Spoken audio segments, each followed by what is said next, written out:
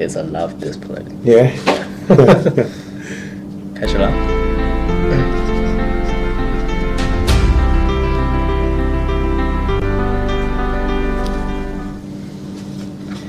Good afternoon, everyone. Welcome to Voice of Community. I'm Aaron Ching, your host for today's broadcast. Today we'll be focusing on some key issues that directly impact the residents of the city of Whitehorse, which has the second largest Chinese community in Victoria. We're discussing community safety, the future planning of Melbourne's second CBD, and how the Chinese community can actively contribute and benefit from these developments. We aim to explore the practical solutions that can make a difference. I'm honored to invite the distinguished guest and my old friend, the Mayor of the City of Whitehorse, Councillor Andrew Davenport. Thank you for being here today. And thank you for having me here today. Yeah, Andrew, could you tell us a little bit about yourself and also the City of Whitehorse for our audience, please? Yeah, so I'm the Mayor of the City of Whitehorse and I've lived in the city for about 14 years. I've been on council for 12 years. This is my second term Mayor within the City of Whitehorse itself. I've had an education background of commerce engineering and a few business and commercial law. I've got a wife and 2 children and we really enjoy being part of the Whitehorse community. Okay, that's great, Andrew. And also we know that you're very familiar with the Whitehorse City Council because this is your third term, right? The 12 years. Yeah, so I've completed 12 years and I've been re-elected and I've just commenced the 4th term after finishing 3 terms before. So I've been part of the Whitehorse community since that time, and I look back at what we've done in 12 years, and I remember when I got elected there was one building over 4 stories high, and that was the tax office. Yeah. And now we've had quite a lot of transformation within those last 12 years. Yeah, congratulations. Become our mayor again because you are the experienced one and we trust you can lead us to prosperity. Thank you. And a lot of the audience ask me that they're quite interested with what a mayor's day looks like. What is your routine? Can you tell us about that? Yeah, so I think a lot of people think that a mayor works full-time within the city. And what I can say is that my particular role as mayor is one that's more part-time rather than full-time.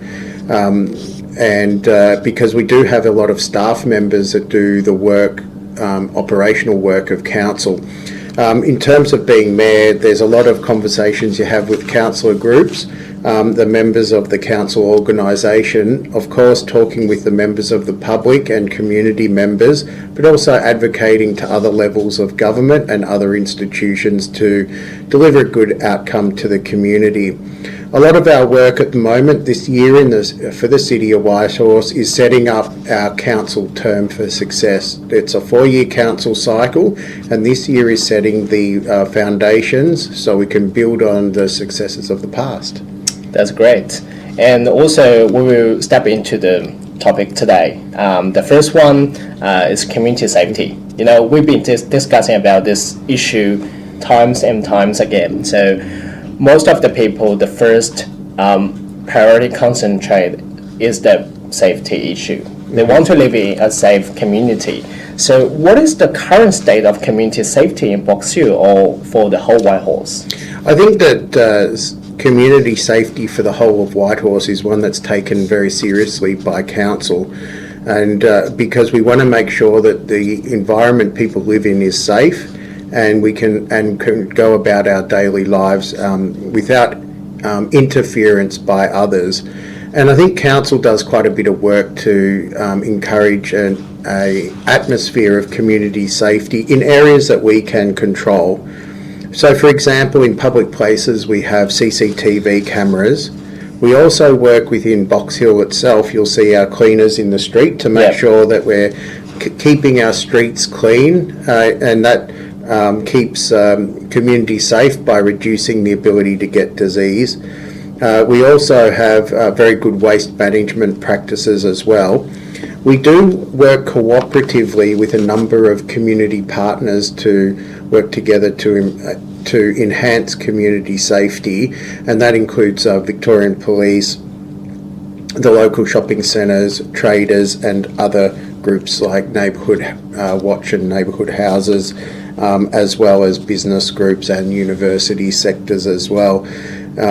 It's important that we work in partnership, and of course you always have to look at how you can do things better, and I think that as a council we can certainly draw on feedback from members of the Chinese community on what things we should be looking at to enhance community safety as well.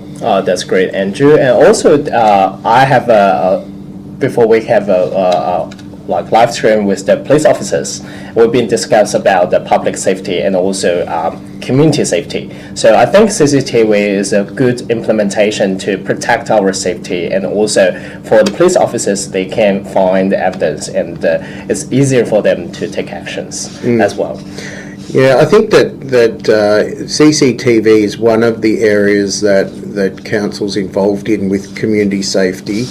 When I said we talk in partnership, we do have a Whitehorse Community Safety Committee, which is led by Victoria Police. So it's working together with other groups to make sure we can deliver an area that people like to live and enjoy in. And we do have other activities like graffiti prevention, and I know that the police also have community outreach activities as well, which you've heard about in other segments. Yeah, okay, that's great. So from your perspective, what are the biggest challenges to improving our community safety so far? Yeah, so I think that generally what council could probably do better is have a better line of communication with the Chinese community within the city of Whitehorse. We do have a number of channels of communication, and that's typically around what I would call the more Western communication channels like Facebook and the web and LinkedIn. And what I'm able to say today is that since I've become mayor, I've really taken a keen interest on how to increase the number of communication channels to get feedback from the Chinese community. And that's why I wanted to let your viewers know that we launched our WeChat account for the city of Whitehorse. We've called it Councillors Whitehorse. And the concept behind it is that we can provide information about what's happening in the city of Whitehorse, but it also allows for members of the Chinese community who are more familiar with WeChat to engage with council, give any types of concerns or feedback for improvement, and that includes community safety that we can then go and take on board. And having that direct line of communication is an area that we can certainly enhance, working together in partnership to enhance community safety. That's great. And also I noticed that you've been launched the official WeChat account to our Chinese community, because actually this is our communication channel, and it's very easy to receive the feedbacks from the Chinese communities. How do you think the feedback so far? Is it being very active, and how do you think about that? I think that for us as an organisation, we've had to go through a learning process on how council is to use WeChat, and we've just recently launched it, and we're just looking at increasing the number of channels and how we use WeChat, and there is a bit of effort with our councillor group to get councillors that are new to the platform to utilise that. I think that with it being operational now for only a couple of weeks, there's a lot of build up. I know that when you launch a page, it takes a while to get people knowing about the page and then engaging with the page, and so we are working on a plan to produce a lot more content in Chinese, and that will include sections about community safety as well. Great. And that is also, we mentioned about is also about next topic is about engagement with Chinese community. Well, we would discuss that in further. And you mentioned about the council had been collaborating with the local police, right? The schools, also the residents. So what is your 4 years plan to enhance the collaboration between each other? Well, I think that at the moment there is a number of planks that we have in place of collaboration with the various other levels of government. Victorian Police is one where we do work together quite a lot on in terms of engagement with community members and crime prevention as well.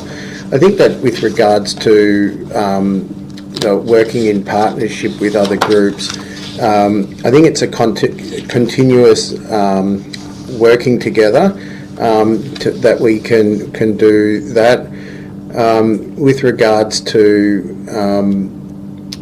other activities that council's undertaking, I think that one of the things that we are looking at is with our public places, having good design of those public places to increase a feeling of safety. So there's ways that you can design your mall that's not, on one hand you could have not much light, on the other hand lots of windows from restaurants that have people actively seeing what's going on. And in our parks and gardens, how we design those to ensure that when people are running there at night, sometimes alone, that they feel safe and being able to do so. So it's what I would call crime prevention through urban and environmental design. And that's one area that I'm keen to look at more closely during my term as mayor in the next 4 years as a councillor. Yeah, pretty looking forward to that. And I think the measures you just mentioned about will be take effect, and also will help improve our community safety as well.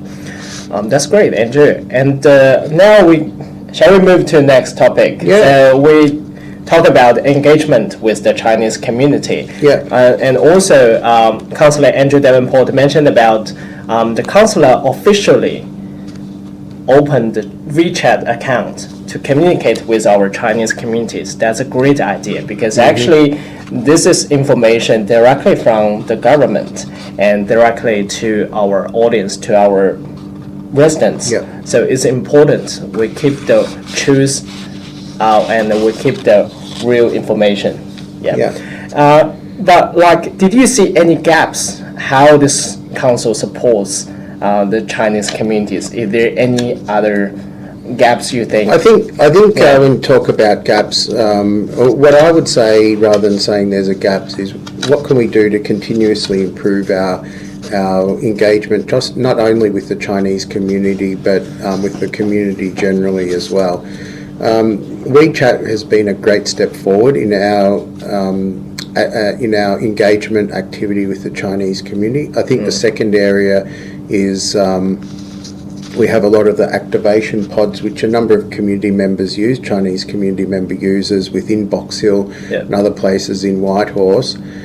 I think that the ability to respond to council survey and other forms, we might want to consider how we can better have the Chinese language available for responses. At the moment, we do rely quite heavily on the websites being automatically translated or the use of translation services. But there is some enhancements we can look at for relevant documentation with the Chinese community. I think the other area is engagement with Chinese community groups and councils. So I think in my role as mayor, I do make an effort to attend quite a number of associations within the Chinese community, so I can get that feedback, and I know a number of my other councils do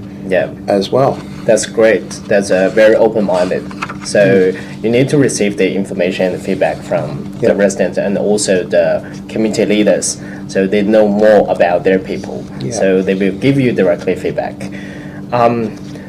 Also, when we talk about the Chinese community, so we know a lot of Chinese Australians migrate to here, they pretty isolated because the language barriers, because the culture barriers. So what steps does council take to help the Chinese the Chinese community to integrate into the wider society? I think that within the city of Whitehorse, we have a number of community groups that get access to what I would call a discounted rental structure for having facilities. So we do have AMEB for Chinese language. We also have what I would call Chinese senior citizen program that meets out of Carrington Road. We also have a number of Chinese community groups that look after medical and art that's based out of the Box Hill Town Hall. Yeah. And so I see council's role in enabling community groups provide services that are valued by the community. So council can't be all a service provider and deliver everything to everyone. And I think council should be concentrating on enabling community groups that have been here, that understand the issues or requests of newly arrived Chinese community members to best connect. Yeah. And we do that through our community grant program, as well as our Box Hill Town Hall and other aspects as well. Oh, that's great. Because a lot of Chinese people will say they have less accessibility to the services because they don't know. So I think it's about the lack of information, and they don't know they get the health support, they get the medical support in our council, city council. They don't know any community activities. I think that part of communication should be breaking through the WeChat China's thing. Yeah. It's a good conversation that we're having because there are a lot of support services out there, and what you've described isn't an issue that's faced by newly arrived Chinese migrants alone. Yeah. It is an issue that's found by across the community sector, where one community group might not know what the community group next door are doing at all. Exactly. And council has tried to address that by placing on our website a community directory where you can look up what each community group does. But perhaps that is something we can use WeChat for by providing some additional snippets of information over the next 12 months on what is available. Oh, that's great. From the statistic, I think the demographic of the whole Whitehorse, I think 26% of the population is Chinese background. Mm-hmm. Yeah, so it's the first largest group, I think.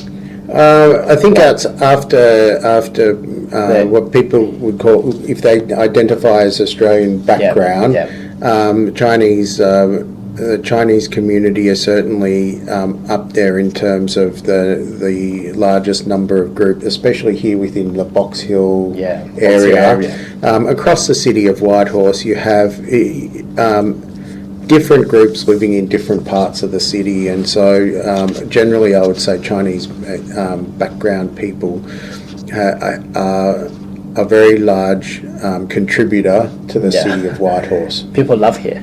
People love Whitehorse. People, I think, when people migrate to Australia, like they definitely know Box Hill is the another Chinatown for the Chinese people, and also we also get other ethnic groups living in Whitehorse. So are there any specific services for the new migrants, like such as the language assistance or cultural adaptation programs running by the council? So the council makes available our facilities to new migrants. So we do work in partnership, which means the council does not provide those services ourselves, but rather works in partnership. And so if you go to Box Hill Town Hall on the ground level, we have organisations that provide new services for newly arrived migrants, and that's how we typically work, is with partnership with other organisations. I think council's role is to be an enabler to have other groups thrive, and not duplicate services that are provided by state and federal governments. That's great. I think council is just a connection between different community groups, between the state government and between the federal government. So they have to collaborating together, understand the feedbacks from the resident directly. And the council, maybe the first stage, people can reflect their thought, their difficulties. So it's very important. Yeah, and I think one area that we do work on in terms of that information and connection provision is the work we do with our community groups. We do have a community dinner once a year where we encourage our different community groups, including a number of Chinese community groups, to be part of that aspects. And then we have a number of council provided festivals as well. The spring festival that's later on this year is predominantly driven by community groups, so we have a lot of like tents and places available, and a community group can just say they want one, and so they can display the things they do. So when the members of the community walk past, they can see what services are being offered. So we do things like that. Yeah, that's amazing. And Councillor Davenport, we talk about the things you want to bring into the council, and you want to bridge in with the different ethnic groups. And is there any plans to introduce more events or festival activities to the Chinese community in the future? I think that at this stage we're currently going through building our council plan, and our council plan is used to design the next 4 years of what council looks like. There is a view that there should be more economic input given by council, and that includes additional festivals or other types of activation within the city of Whitehorse. But we're working through the details at the moment in terms of what that should look like. And I'll probably have more to say about that in June is when I think we'll have more to say about that. Okay. Yeah, we're really looking forward to that, because that is the tradition of the Chinese festivals, and people love to celebrate together. Yeah, and I think if I look at the festivals that we have right now in the city of Whitehorse, we've just recently had Chinese New Year or Lunar New Year. The local shopkeepers tell me that that's one of their busiest trading days of the year. And then we have a spring festival, which is traditionally held in Nunawading. We also have Culture Fest, which is held in Strathton House district. And then we have another festival in Box Hill later on this year. That's I always get confused because it's I think it's the autumn festival later this year. Okay. That's great. You also mentioned about the small business owners said it's quite busy during the day through the whole year. So it also can bring the prosperity, like the festival can attract more people to join us, and also can increase the business trading, and also like helping the small business. So they are looking forward to that. Yeah, I think what we've tried to do in the past in council is, in addition to festivals that we've run, is to do what we call placemaking or activation of various parts within Whitehorse. So Box Hill's well known as an area, but there are other major activity centres in Nunawading and Mitcham and Vermont and Burwood. We try and activate these areas as well, so members of the community have a destination to go to, and we do have what's called Activate Whitehorse program. That is aiming to do that work. We also want to more small business were settled in Whitehorse. I think economic development is an area that council works on with our small local traders. And I remember last year we ran, for the first time that I've heard of, a Chinese session on how businesses can win work at council.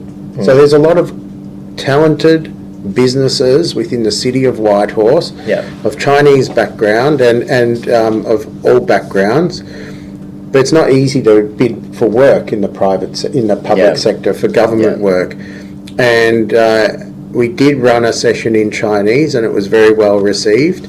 And we hope to look at that again over the next 12 months. That's great. Wow, it's a great topic, and because we talk about the Chinese community play a very important role in Whitehorse City Council, and also Councillor Davenport mentioned about they will get more events and activities upcoming. So we're really looking forward to it. Yeah, now we move to the next topic is support for intergeneration living. So from your perspective, how do council define the intergeneration living and why is it important for us? Well, I think, I know that when I had children, so Yep. my oldest one's 18, the youngest one's 12, but when they were born, I had my mother-in-law come live with us, help us when we were young. So when I call intergenerational living, it's usually the grandparents, the kids and the grandkids all Yep. living together, and it's Yep. over multiple generations. So we recognise that a number of cultures, including the Chinese culture, has intergenerational living here within the city of Whitehorse. And I think the first thing that we've done is to make it easier through the planning scheme to be able to build what we call the granny flats.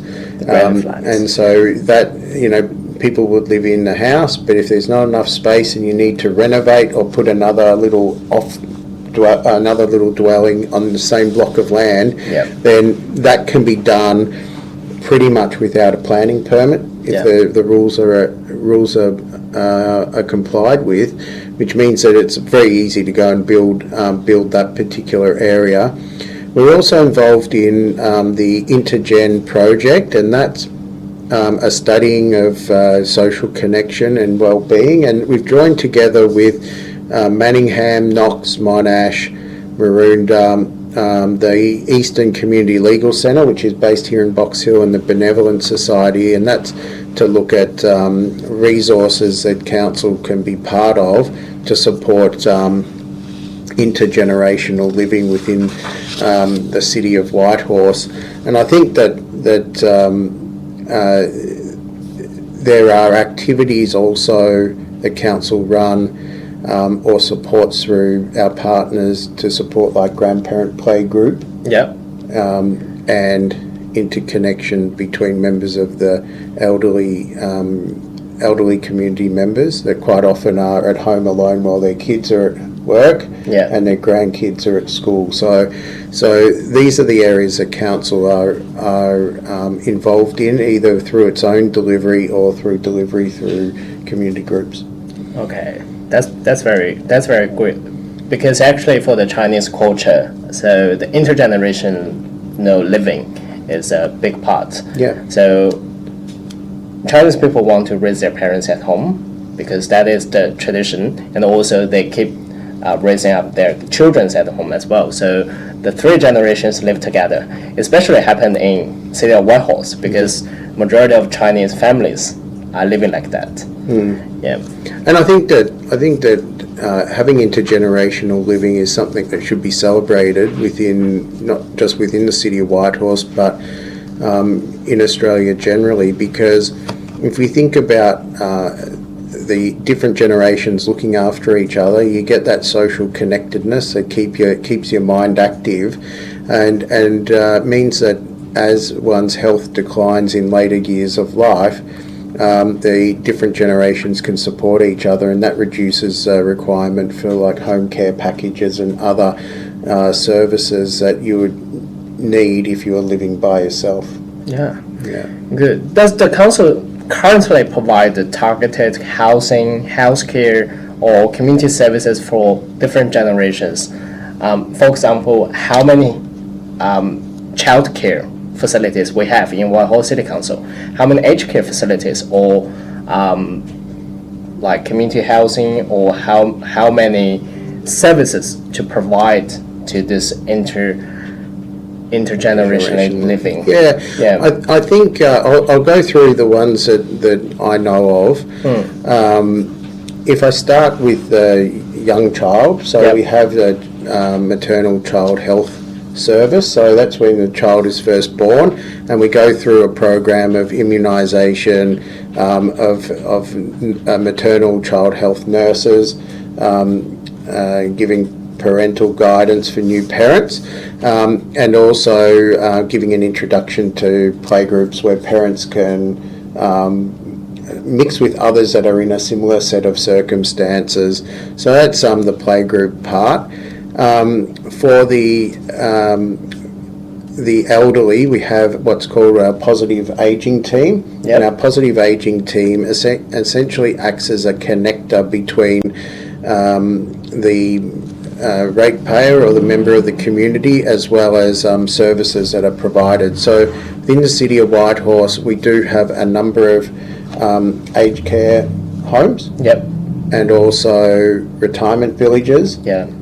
But typically they are run by third parties and not by council directly. Yep. In terms of what I would call social housing, social housing, we have a number of sites, but we're in a process at the moment of consolidation of that with a housing association. And because the housing association is supported by state and federal governments, and so we shouldn't have a duplication of council provided services. So I think that there's a number of areas that council works in partnership to deliver good outcomes with regards to intergenerational living. Yeah. So is there any new policies? Because we've been talking about the current services like implemented. So are there new policies in the upcoming 4 years or pilot programs? So we are aiming at to supporting.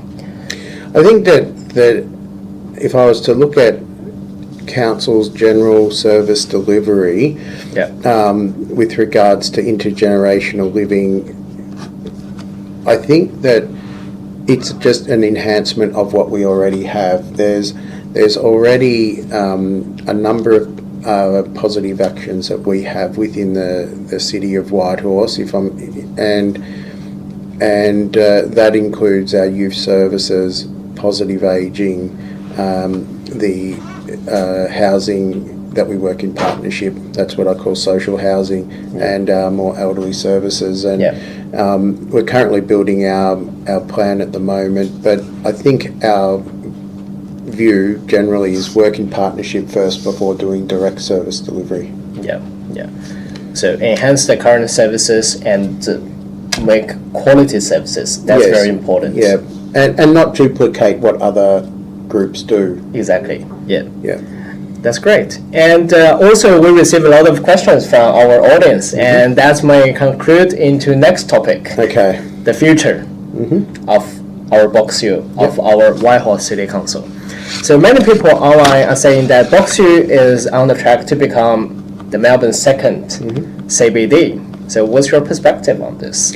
I think that the state government has certainly put in housing targets to increase population here within the City of Whitehorse. And if you look at the last 10 years, we have certainly grown the Box Hill CBD, and that is scheduled to grow further.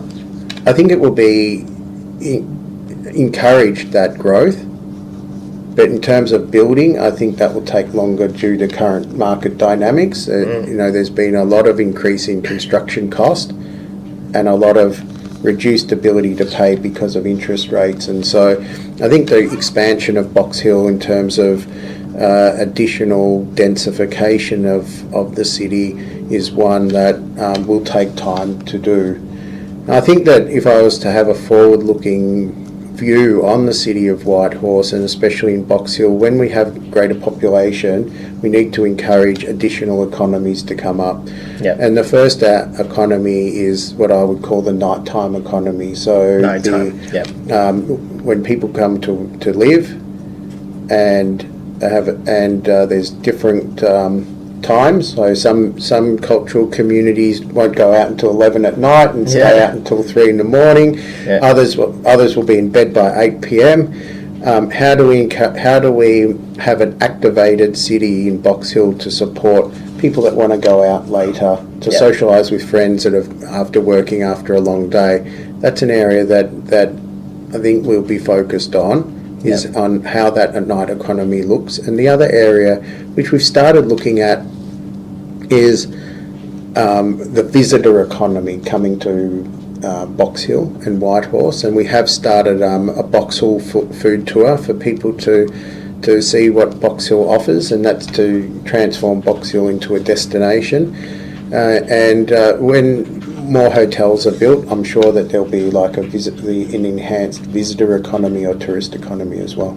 Yeah. So we're looking forward to seeing change, but of course when you have an increased population, it brings other challenges. How much open space you have, what's your infrastructure, what happens with traffic, Yeah. and how we handle waste and other items. And so it is an area that we're carefully planning at the moment. Yeah, that's great. You just mentioned about the nighttime economy. So many people criticize about Australian services are closing too early. Mm-hmm. So this is the problem. If we can build a nighttime economy in Whitehorse City Council, so we will bring a lot of business into in place and also bring prosperity. And a lot of people are looking forward to that. Mm-hmm. Chinese people are living like at nighttime as well. So also you mentioned about the visitor economy. So Box Hill is very famous around the Australia. So people know Box Hill is very famous. So how do you attracting the interstate visitors and how do you attract international visitors? So I think from the council perspective, what I would call visitor attraction is usually done by state and federal government. If you think you've got Visit Victoria campaign and then you have campaigns by the Australian government, from us at council, I see our role is that when people come to visit Box Hill, that their life is easy. Yeah. So if they've come to stay in a hotel and then want to take a bus tour down to Great Ocean Road or into the city, that they can do so and those transfers happen easily. And so I see that our role as council is to be that enabler so that people can choose to stay in Box Hill, enjoy our Chinese food and other Asian food that we have in Box Hill, as well as our rich multicultural offering, and then be able to visit other parts of Victoria to enrich their experience. Yeah.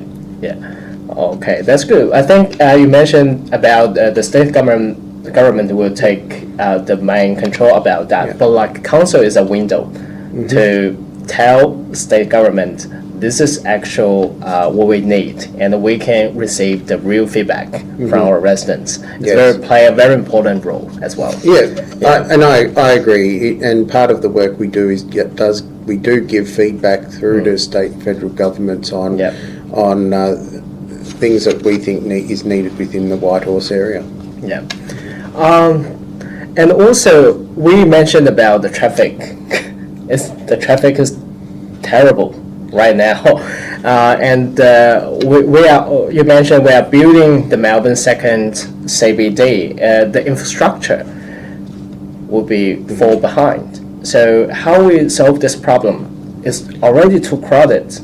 So I think at the moment we have in Box Hill, we spent quite a bit of money building a multi-deck car park in Harrow Street, and that's currently underutilised. That's got free parking on the weekend, but the idea is that rather than trying to drive right into the centre of Box Hill, you park maybe 200 metres away and walk the rest of the way. So our plan is to have less cars within the city, in the Box Hill part of the city, but to enable easy use of what we call active transport options, in this case walking. So we've got a multi-deck car park in Harrow Street, which is off John Street, free parking on the weekends, a multi-deck in Watt Street as well, which is available. You got to pay during the weekend it's free again. And I drive past there quite often, and I can get a car park there quite easily. So I think the first part is we've got over capacity already in parking. It's not right next door, but the idea is that you're meant to walk a couple hundred metres to Box Hill Centre as well. I hear your comments about traffic generally, and I think a lot of the comments relate to the building of the suburban rail loop, because a number of lanes are shut, not only in Box Hill but in Burwood as well. When that project's done, I'm sure that there'll be a lot of benefits for the community from that. Yeah. Thank you, Andrew. You just mentioned about we get the free parking on John Street and Wall Street. So actually, Wall Street, yep. yeah, On weekends. Yeah, on weekends. Before you mentioned that, I never know about that. Yep. So people are lack of information to access where we can park, and we all know the Box Hill Central can park, but it's really crowded, and especially during the weekend. So we will share the free parking areas during the weekend. After our interview as well to our audience. Yeah. So now you know where to park during the weekend. It's for free, right? Correct. Yeah. And it's in a secured area. It's in the secure area. In the multi-deck area, yeah. Yeah. All right. So we mentioned about the traffic. We mentioned about the suburban rail loop. So it will definitely bring a lot of convenience when it's finished. And but for now, I think it will take some time to build up the infrastructure, the transport. So is there any other like a measurement or the actions you will do to improve the current transportation? Yeah, so if I look at Box Hill, we are quite blessed in Box Hill because we have bus, train and tram all coming into the Box Hill area. Yeah. And within the city of Whitehorse, generally in Burwood we do have tram and bus, and then and the same in Vermont, and we've got a train line that goes pretty much through our entire municipality. So we do have a number of public transport options. We're also focusing on cycling options as well. Cycling, yeah. And use of e-bike. So I'm a big user of an e-bike to get around generally. Yeah. And as long as it's not raining, it's generally pretty enjoyable. When it's raining, not so much enjoyable. But we have extended our easy ride routes to encourage people to use off Main Street, cycling paths within the city. And in terms of traffic generally, the suburban rail loop means we have to go through a bit of adjustment to get ready for 2 new stations that are within the city of Whitehorse. My suggestion is for people to park a little bit further away and walk in while that disruption takes place. Yeah, so the e-bike is a very good idea. And also, do you think the sharing bikes will implement it in Whitehorse City Council as well? The sharing of e-bike, and yes. I know that in the past it's been floated and tried with various levels of success. And I think that bikes generally, you have to have some level of discipline because you can't just turn up and ride away. You've got your helmet to think about, and I think bike share has its place, but I don't know about putting on a helmet that's just been hanging there and you don't know where it's been, putting it on your head and using that. That's probably been the big issue for me with bike ride sharing. But if you had your own helmet, I think that would work. But I know that other councils have tried it. I think the issue is people leave their bike anywhere from bike riding, and then lack of discipline. and then you need people to move those bikes around, and I think those things would need to be sorted out first. But it's a good idea, but I think it's a long way to go. People need education, and also people need to know the rules clearly. That's true, and we had, as I said, we used to have bike sharing, but not the e-bike type, the other type, and that didn't last too long. I think the business model sounded all right in theory, but not too many rented a normal push bike to ride around Box Hill. Also, from the statistics, I realized they get this over 8,500 small businesses within the Whitehorse City Council, and it's providing a lot of jobbing opportunities. But for the future, how do you think to attracting more small business to settle into Whitehorse, and how do we provide more job opportunities? I think job opportunities and economic development is one of our key planks. Like when I look at our council strategic plan, or the council plan, one of the planks that we are heavily focused on is our economic environment, because people want to be able to live, work and play nearby, so you're not stuck in a traffic jam going to the city or another cluster, employment cluster within the eastern suburbs of Melbourne. I think that the council's role should be one of enabling. And what I mean by that is, if someone wanted to rent some of the commercial spaces we've currently got available, when I look around here in Prospect Street or in Whitehorse Road, so if someone wanted to rent it or buy it and change use, that permission should be granted as quickly as possible. And that's why with council we are looking at a concierge service, so that a member of our community, if they want to change the use of a shop or a retail outlet or an office, that they're guided through that council process to be able to get that done as quickly as they can, so that then they can have greater employment opportunities. When I look at the opportunities in Whitehorse, there are a lot of small businesses, but we do have big employers as well. We've got the education, health, some manufacturing as well, and it's a balanced approach to keep all of those businesses operating competitively, and council to enable that. So it's great to bring more small business here, because 95% of the business in Australia is small business. And but for the new upcoming businesses, do we have any policies or do we have any mentor programs from Whitehorse City Council? So I think that we have launched a business mentoring program, or a startup mentoring program.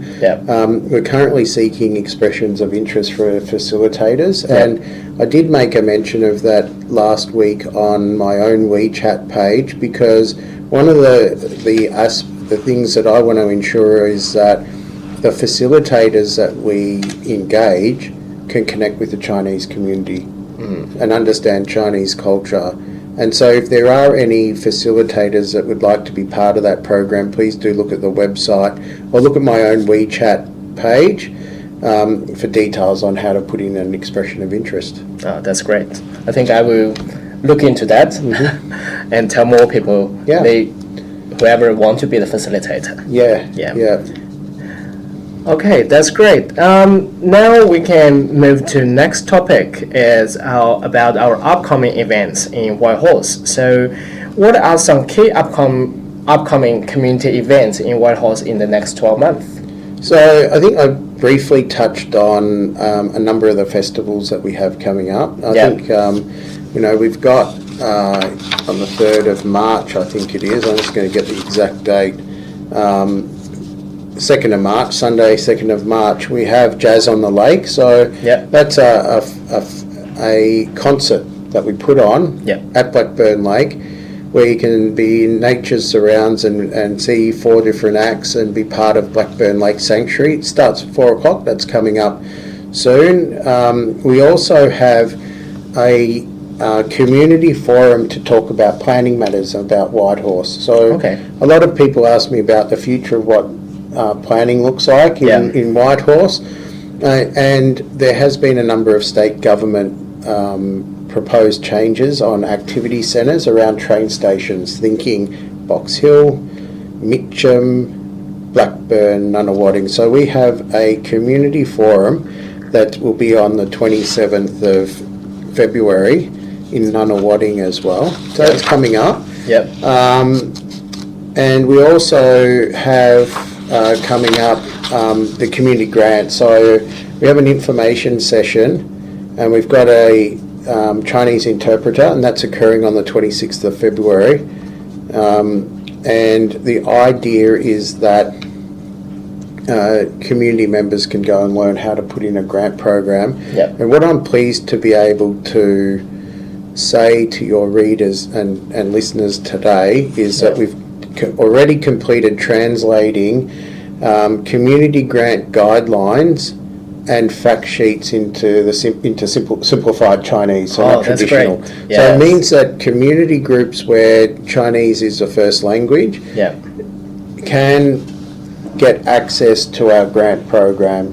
And I'm keen, as Mayor of the City, to see a lot more Chinese community groups apply for community grants to deliver services to Chinese community in Whitehorse. Okay, that's great. We have our audience just ask about apply for the funding. Yep. Apply. So it starts from 26th of February. So I can give some information about applying for the funding. Yeah. So it opens, it's open for 6 weeks. It opens on the 24th of February. Community organisations can get are eligible to seek funding from between $1,000 and $10,000. Yep. And the categories that are available is about health and well-being, diversity and inclusion, creativity, which is like arts, positive ageing, like senior citizen services and environmental sustainability. So you can book in for learn how to write a grant and put in a grant. They usually get determined for activation in July. So it's for grant funding for next year.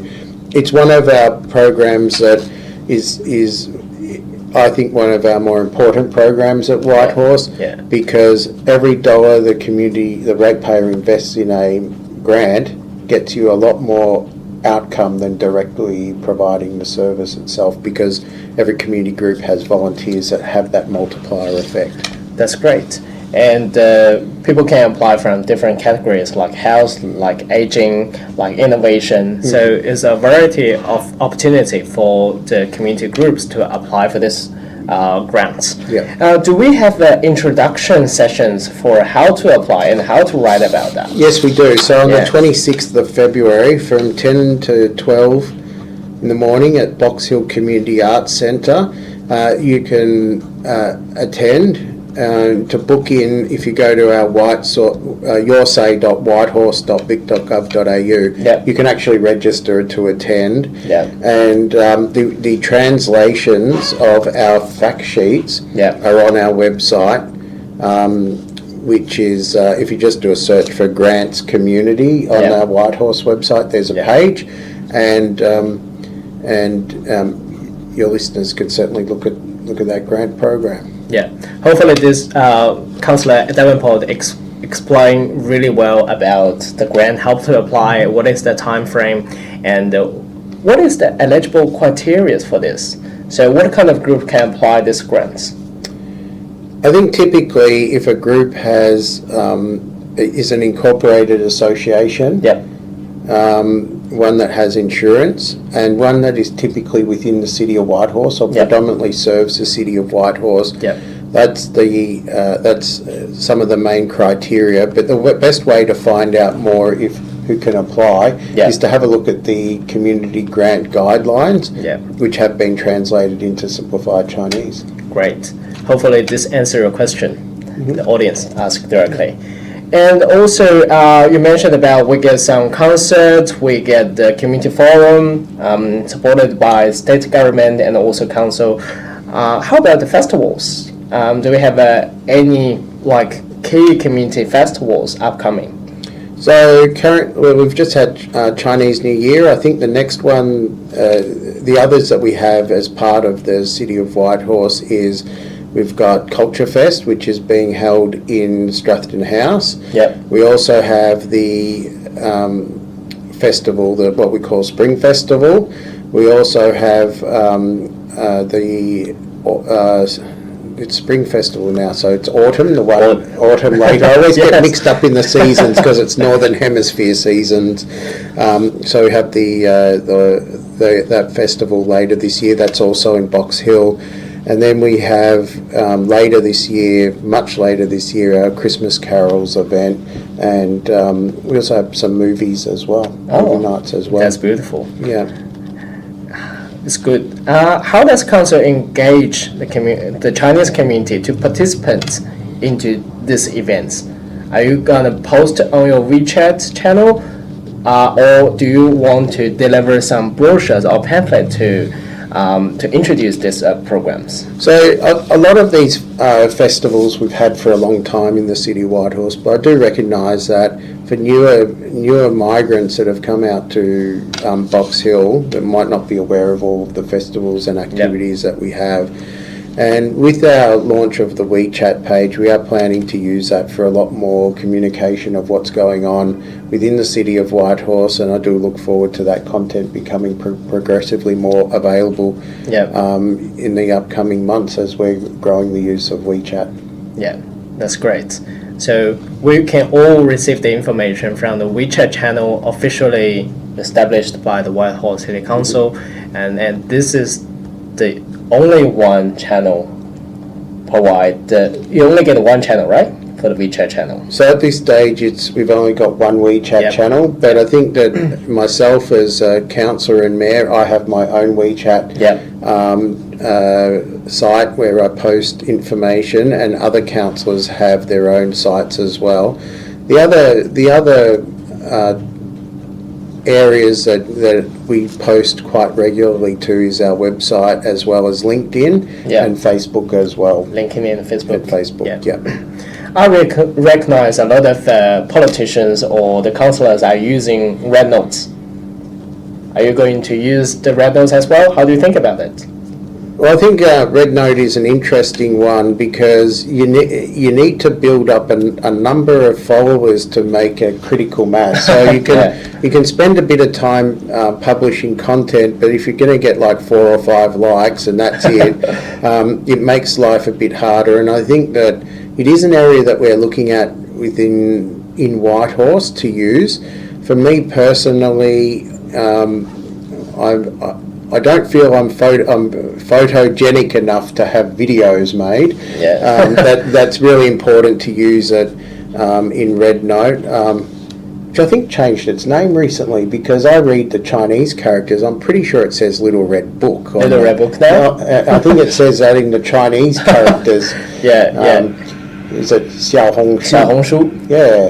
Xiaohongshu. So I read that, and then I saw it just change recently to Red Note. So I've had it on my phone for a while. I've posted 1 or 2 things, but I feel at the moment my WeChat's enough. But I think in time with the changes overseas with TikTok, there will be a lot more users and interest in that Red Note platform.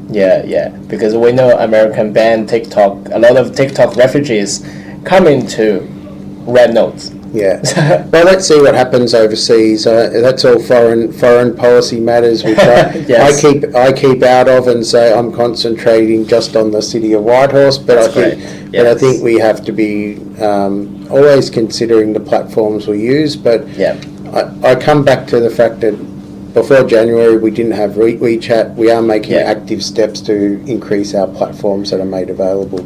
That's great.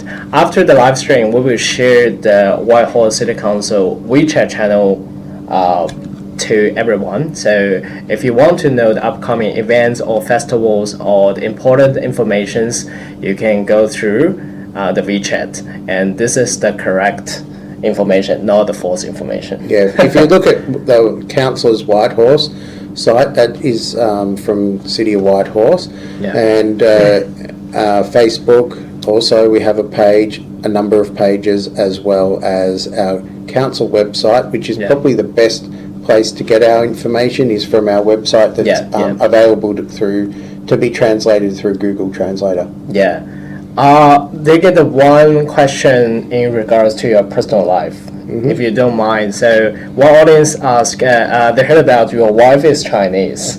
So do you like Chinese culture? So I've been married now for 20 years, nearly 21 years, and my wife was originally from China. My parents-in-law still live in China from overseas, and so I do appreciate the Chinese culture, and within the city of Whitehorse, it's having my wife that's Chinese gives me an appreciation to think about the multicultural aspects. Because people generally like to associate with people like themselves. and to be able to concentrate and be able to step over what I would call that multicultural or cultural divide is an important role that I can play because I have a multicultural family. That's great. You set up a very good example to the multicultural family and the multicultural harmony. Yeah. So your kids speak Mandarin at home as well? When they don't want to know if they don't want me to know what they're talking about, they'll talk in Mandarin.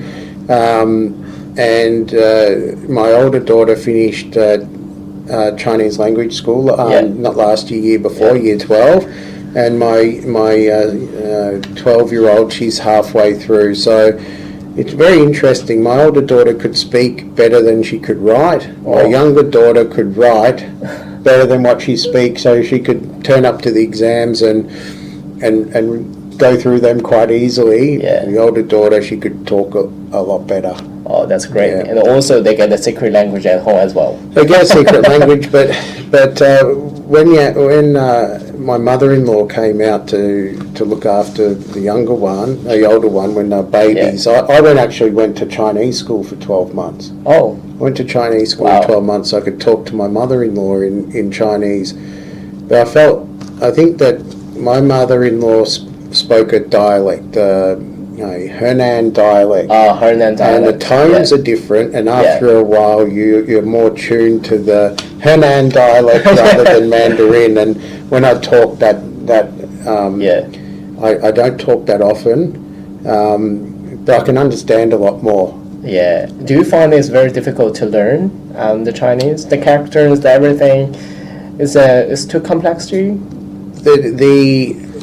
I think you always start with using pinyin first. Yes. And after that, then the key characters. But I think it's like the use of any language. It needs practice and time. Yeah.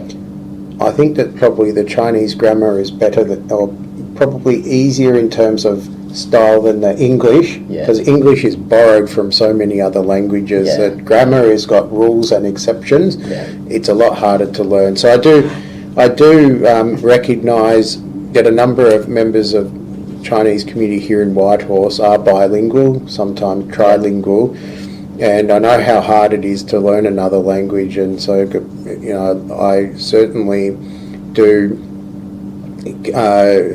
take my hat off to members of the Chinese community that have got proficiency in multiple languages. Yeah, that's very good because you get the experience to learn another language yourself, so you know the difficulties. Yeah. For me, I'm the first generation of immigrant, so I studied here, but you have to understand the culture, and you have to understand the rules of society.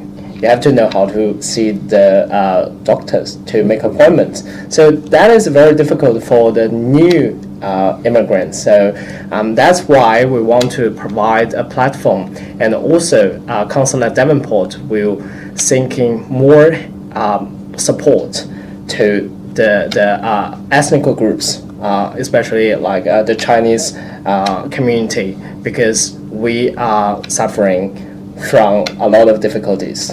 So this is very important. I think it's about getting more tailored information for relevant sections of the community. I think that's how I would sum up the issue that we need to look at. Yeah, that's great. And that's pretty much. Let me go through any more questions. We leave 1 minute for our audience to ask questions, and we will invite the Councillor Davenport to explain the questions for you. Mm-hmm. Yes, there is a question. So they're asking about the Box Hill Central Shopping Center. Do we have to renovate that? So do we still have the plan to renovate that? So the Box Hill Centro, so it's now owned by Vicinity. There's two sites. One's got the railway, then you've got retail, and then you've got the bus at the top. So that's various types of control. Some is private, some is held by state government. I think the focus right now is the suburban rail loop construction. And I think that when the suburban rail loop construction's done, there will be a capital renewal of a lot of the centres within Box Hill. Because I see that right now you've got a lot of new building and a lot of older buildings that can be renewed.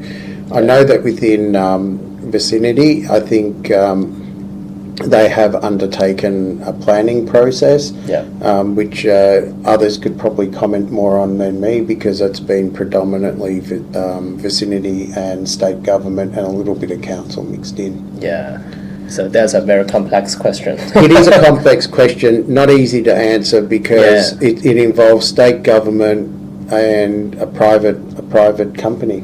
Yeah. So that's the problem, is we'll get many factors to influence the renovation. So it's not decided by one party, it will be influenced by many like factors. Yeah. All right, so thank you, Councillor Andrew Davenport, for sharing your insights today, and your perspective on these crucial issues has provided us with all much to think about. And thank you all for listening and being here, and let's keep our conversation going, and welcome to next live stream. Thank you very much. Thank you, everyone.